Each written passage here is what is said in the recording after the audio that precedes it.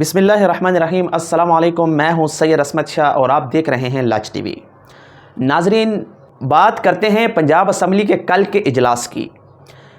मरियम नवाज़ की तकरीर के दौरान अपोजिशन के जानिब से एहतजाज हुआ, जिस पर मरियम नवाज़ सीखपा हो गई और उन पर तनकीद भी करती रहीं, साथ साथ ताने भी देती रहीं और स्पीकर पंजाब असम्बली से ऑर्डर किया। पंजाब मतलब स्पीकर जो होता है, स्पीकर का रोल ये होता है कि उन्होंने हाउस चलाना होता है। अपोजिशन और जो हुकूमत होती है, इनको एक नज़र से देख के, इनके मामलात को देख के, मतलब उन्होंने यानी कि हाउस चलाना होता है। जैसे भी हो, दोनों तरफ से मतलब पलड़े ऐसा नहीं करते कि वो हुकूमत की तरफ से मुंतखब हुए तो उन्होंने हुकूमत की तर्जुमानी करनी है, जैसे कि मलक अहमद ख़ान कर रहे हैं। उन्होंने मरियम नवाज़ ने मलक अहमद ख़ान को असम्बली में ही ऑर्डर दिया कि अपोजिशन की जानिब से जो एहतजाज हो रहा है, इन लोगों के ख़िलाफ़ एक्शन लिया जाए। और वो माशाल्लाह उनके ज़ाती मुलाजिम हैं, उन्होंने अपने इस ओहदे का, इस कुर्सी की लाज भी नहीं रखी और उन्होंने वैसा ही किया। PTI के 11 लोगों को 15 इजलास तक मुअत्तल कर दिया और उनकी असम्बली में आने पर भी पाबंदी लगा दी। ये पाकिस्तान की तारीख़ में पहली दफ़ा ऐसा हुआ है कि किसी असम्बली में एहतजाज पर अरकान की रुकनियत मुअत्तल हो जाए। अगर कोई गालम गलोच हुई हो या कोई ऐसी नाज़ेबा गुफ्तगू हो जाए, उस पर एक्शन लिया जा सकता है। मतलब कुछ घंटे के लिए या एक आधे सेशन के लिए उनको मुअत्तल कर दिया जाता है। लेकिन इन्होंने तो आमरियत, फस्तायत की इंतहा कर दी है।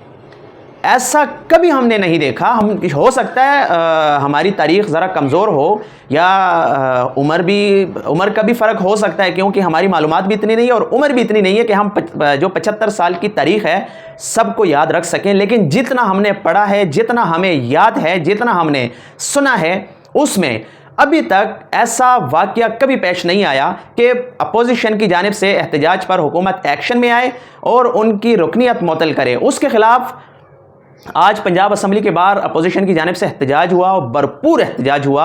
उन्होंने अपनी असम्बली लगाई और मरियम नवाज़ को और पंजाब हुकूमत को और मलक अहमद ख़ान बिलखसूस उनको आड़े हाथों लिया कि ये मुस्लिम लीग नून के तर्जुमान बने हुए हैं, जैसे कि ये पहले करते होते थे। और जाहिर सी बात है उनकी मजबूरी भी है, क्योंकि उन्होंने अपनी नौकरियां और अपने मराहत पक्के करने होते हैं, तो इसलिए अब हम उन्हें गलत कह भी नहीं सकते। मरियम नवाज़ की अपनी क्या अहमियत है और अपनी क्या अहलियत है। मरियम नवाज़ एक नाकाम वज़ीर आला हैं और एक नाकाम सियासतदान हैं, क्योंकि उनकी आप तारीख़ देखें, उनका सियासत में अब तक क्या कारनामा है। बग़ैर ब्लैकमेलिंग के, बग़ैर किसी वीडियोस के ब्लैकमेल करने के वो वज़ीर आला बनी हैं। आपको भी पता है, सारी दुनिया ये चीज़ जानती है कि वो फार्म 47 की पैदावार हैं और अपने बाप की रवायात को बरकरार रखते हुए 1985 में पहली दफ़ा जब नवाज शरीफ साहब ज़िया साहब की कंधों की ज़ियाउल हक के कंधों का सहारा लेके वज़ीर आला बने, उस वक्त नून लीग जो है ना,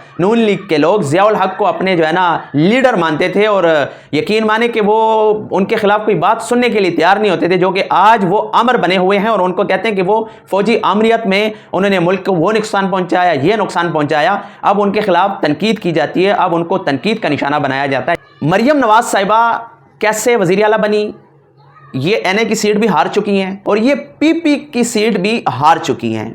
ये सिर्फ फार्म 47 पर आई हैं, इस्टेब्लिशमेंट की मदद से आई हैं। इसके पास अपना कोई नज़रिया, अपनी कोई कार्रवाई, मतलब अपना कोई ऐसा प्रोजेक्ट इनके पास नहीं था जो कि ये अवाम में अपनी मकबूलियत या अपना नज़रिया दिखा सके ताकि अवाम इनको वोट देते। लेकिन इस चीज़ में ये नाकाम हो चुके हैं। अब इन्होंने यहाँ पे पंजाब असम्बली में जो फस्तायत और आमरियत की इंतहा की है, इस पर इनको शर्म आनी चाहिए। ऐसा इन्होंने, मतलब ये कोई फ़लस्तीन या कश्मीर तो नहीं है, ये ख़ुद को मोदी के साथ बराबर करने की कोशिश कर रही है। मुझे तो ऐसा लग रहा है कि इसने पंजाब को ये तकरीबन मुतनाज़ा इलाका बना दिया हुआ है।